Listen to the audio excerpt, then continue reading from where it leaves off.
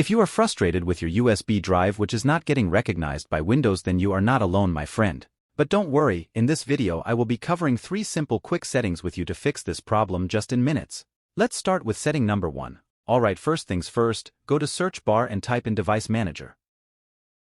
On the window, navigate to USB controller's path, and expand it. There is the USB root hub. Right-click on it and select on Properties.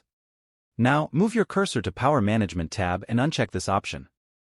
After that, Windows will never disable your USB ports. Moving on to setting number 2, just check that all your USB ports should be up to date because most of the times it can cause the issue of not work properly and may get corrupt due to it. So, for that, head over to Windows Update and install the updates available for your system which can fix all your USB problems. If it not fixed, then, go to your laptop or motherboard manufacturer website and write down the product model name or serial number here.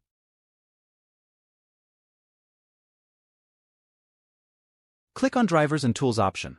Down below find the chipset category, and under it grab the latest Intel chipset driver for your system to function your device controllers and USB peripherals to work properly. And the last setting number 3, if the previous 2 tricks didn't work for you and still having the issue, then this setting will fix it completely. Come to Control Panel and click on Power Options. On that, pick up your current plan you are using. Just ahead, click through Change Plan Settings, hit on Advanced Setting, and search for the USB option.